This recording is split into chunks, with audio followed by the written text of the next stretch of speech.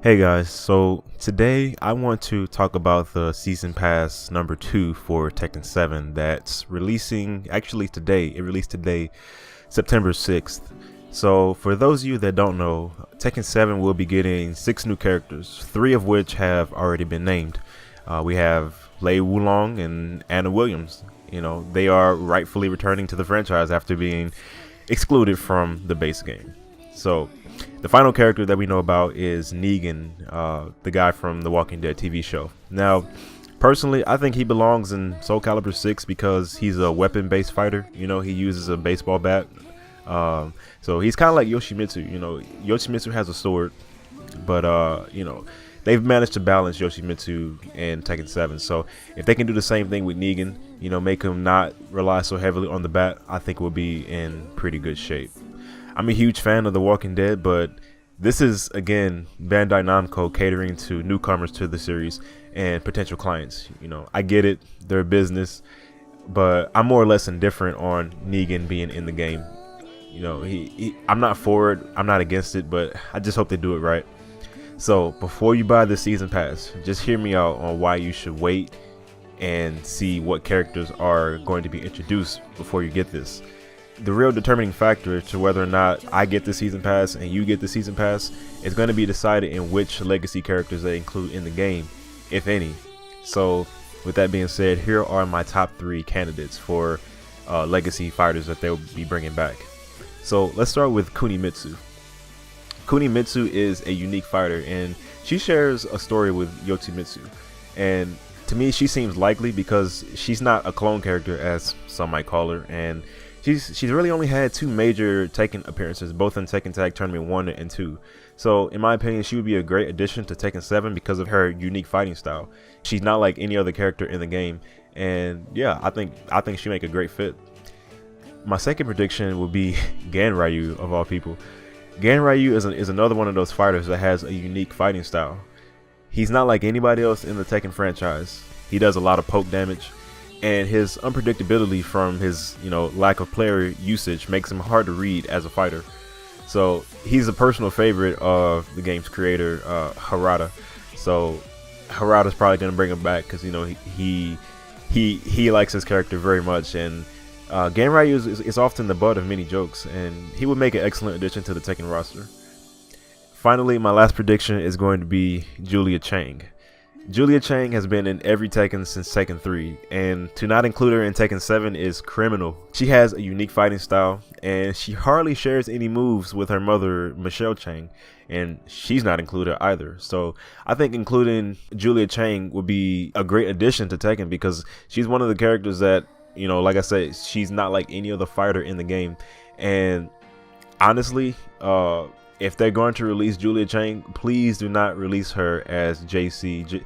JC is her alter ego, kind of like, you know, she's like a pro wrestler or something. Please do not release Julia Chang as JC. JC is so like trash as a character. Like, go back to Tekken 4 and look at Julia Chang, and that's the Julia Chang that I know of. That's the Julia Chang that they should bring back, not this fucking JC pro wrestler shit. So in my opinion, in my opinion, Julia Chang is going to be the 3rd legacy fighter that they're going to bring back, if they bring back any. Now, those are my predictions, and if I manage to get all 3 of those right, you know, irregardless of the order, please share this video, give me a fucking thumbs up, because I am a god if I get this right. So, were the season pass to release with the aforementioned characters, I would not buy it. I would not buy it if they said, hey, we got Julia, we got Ganryu, we got Cooney Mitsu. I'm not buying it. It's not because I don't like having those characters in the game. You know, it's for me, they're not nostalgic enough, or they're not suitable to my playstyle enough for me to just go ahead and drop $30 right now. However, with that being said, I would like to talk about my wishes for the possible legacy fighters that could make a return and would make me drop $30 instantly. So these are the characters that I think, you know, that I just have my heart set on, but I'm like 100% sure they're not going to make it into the game. So let's talk about those 3 characters. You guys know me. My number 1, Jun Kazama. She should be in the DLC number 2, but however, she's probably not gonna make it. She won't be one of the legacy fighters because I think she'll play a bigger role in Tekken 8 to help round out Jin's story. So Bandai Namco will probably just say, hey, you know, Tekken 8 will get you your Jun Kazuma. We'll make her 50 something years old and, you know, change up her moves and whatnot. But hey, if that's what they're gonna do, I'm all for it. Just please bring me my Jun back, round out her story as well. Many people say that Jun is another clone character of Asuka, and in all fact, you know, that's just false as all hell. Jun and Asuka play totally different from each other. Jun just does way more poke damage than Asuka. Asuka is kind of like a slow defensive powerhouse. So the argument that people are saying that, oh, you know, Asuka, you know, we have Asuka in the game, so you don't need Jun. No, that's wrong. They might share some similar moves, but the way you use each character is different depending on the situation. You know, I know these two characters. I use them in Tekken Tag Tournament 2, you know, as a tag combo. I always start off with Jun first. Jun is much faster. If Bandai Namco teases Jun in any way for the Season Pass 2, I'm going to instantly buy the Season Pass. Plain and simple. But like I said, we're probably not going to see Jun. But it's hopeful. So we'll have to wait and see. My second prediction is going to be Armor King. Armor King, much like Asuka, is the total opposite of King. Yeah, they share some similar moves, but the situations in which you use those moves is going to vary. And I'm always really, really nervous to face a really good Armor King. Like, if you know how to work Armor King, like, I have no chance at getting out of your grapples. He's deceptive, he's a powerhouse, and he trained King that we know and love. I mean, we don't love King. No, fuck that. We don't love King. We love Armor King. And I think he'd make a deadly addition to the roster. His grapples is just damn near unbreakable at times. And finally, my last hopeful of a legacy fighter that can return is Ancient Ogre / True Ogre. You know, if they bring Ancient Ogre, let's hope Bandai Namco gives us like a 2-for-1 special. You know, let's get both Ancient Ogre and True Ogre in the game. Ancient Ogre, you know, the one from the Tekken Tag Tournament 2 version, he's one of my favorites because he takes, you know, moves from everyone in the game. He's well-rounded, and he is definitely a powerhouse. He has a lot of crushing moves, and he's kind of difficult to predict at times because people really don't use him that much. So with that being said, I think he'd make a perfect addition to the Tekken 7 roster. Now, again, because of his connection to Jun, I doubt he'll be used in any way in Tekken 7. More likely in Tekken 8. They kind of, you know, if they're gonna include Jun, he's probably gonna be there to help fill out Jun's story as well. Who, again, Jun is not fucking dead. Just because you're missing does not mean you're dead. Jun is not dead. Get that straight, people. There still remains the potential for us diehard fans to get screwed over even more.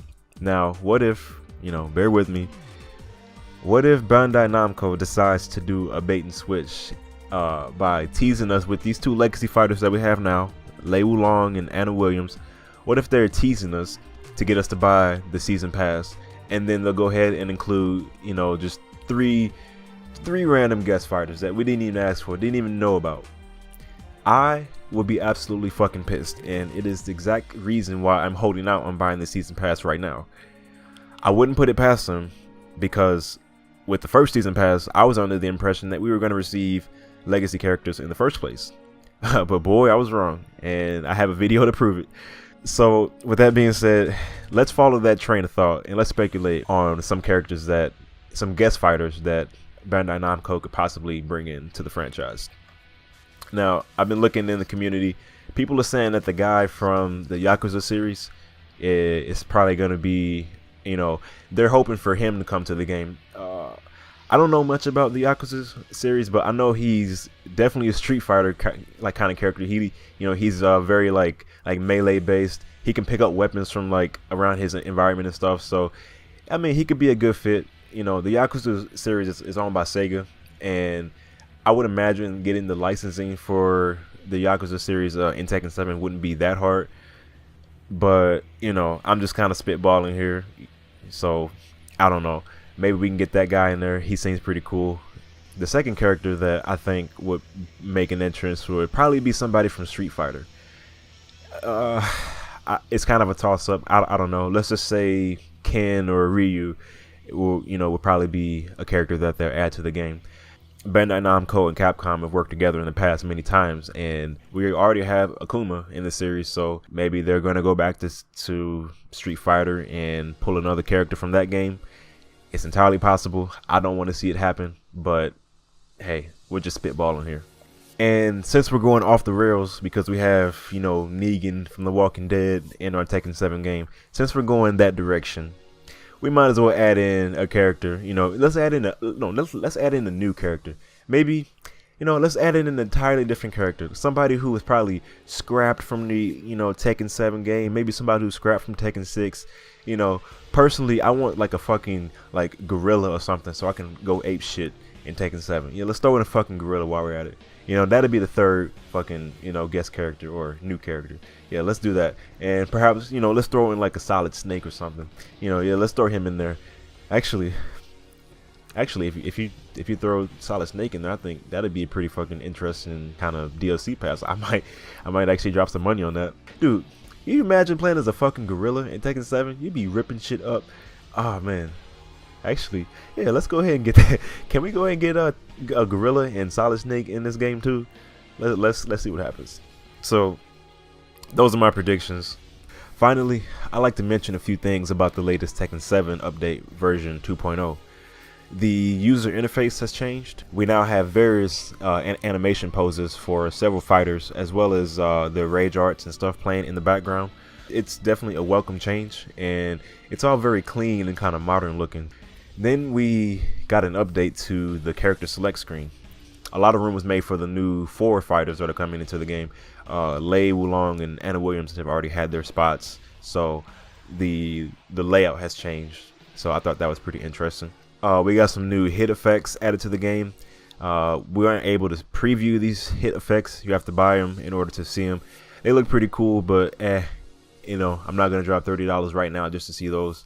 We got some summer lesson clothes. We got like some floating dolls from summer lesson that look like Psycho Mantis from Metal Gear Solid. Oh, and one more thing, we have several characters from the game, like 15 something characters. They all receive like buffs to certain moves, like frame changes and like damage changes. It's a lot to go through, and not every character has been changed and not every move has been changed in the game, but a lot of these moves have been buffed in a certain way. And to the average player, it'll be unnoticeable, but to the pros are like celebrating this shit, and I have no idea what these moves are even talking about because they word it a little bit differently. I play with Asuka, and I know her like the back of my hand, but all of the moves that I've used, they don't really seem faster or more powerful to me in any way. So I kind of see this as like it's a welcome buff. I'm glad that they did it, but I kind of can't see the difference. So I know it's there, but yeah, they've definitely buffed a lot of the characters, kind of like balanced out everything. Then totally out of the blue, totally uncalled for, Bandai Namco decides to release an easy mode for new fighters to Tekken 7 that lets them pull off combos by basically button mashing. You can just hit there and push square, and your character would do a combo. And this further proves my point that Bandai Namco is just basically catering to newcomers to the series rather than the lifelong fans that have been with this game since the very beginning. Now, this new easy mode combo system, it probably won't be a big deal to fight against because I mean, if you're good at Tekken, you know how to stop button mashers. They're not that hard to counter. You just gotta wait for your right opportunity. So to wrap things up, at the present moment, I will not be buying the season pass number 2 for Tekken 7, and you shouldn't either. It's a step in the right direction that they're including 2 legacy fighters, but honestly, wait until the full roster is released before you make a purchase. We can either get 3 more legacy fighters, or we can get 3 totally new guest characters like we did in the season pass number 1. And that's what I want to point out here. Don't rush to give them your money just yet, because if you weren't happy with the last pass like I was, you're gonna get burned again. So let's be careful here. Hopefully we see some new added game modes like team battle or time attack or survival, Tekken Force. Hopefully we see some new game modes like that. Bandai Namco mentioned that they're gonna give away, like, they're gonna include bonus items in the game, but these are probably gonna be like generic ass clothes or something that is universal across all the female fighters. They might receive like a what is it? It's like a school uniform outfit or some shit like that. I'm not paying for that. So hopefully they make this deal a little bit sweeter, include some new game modes, something to, you know, really get me on board with this. If you're a Lei or anime, or you're excited to see them back into the game, I'm happy for you. I'm happy you got your characters. Now, please do me a favor and put some of that good luck towards getting June back in the game. So with that being said, thank you guys for watching, and I will try to follow up on this video within the coming months, and I don't know, maybe it won't be until next year until we see Negan, and I'll follow up then. So with that being said, thank you all for watching, and I will see you in the next video.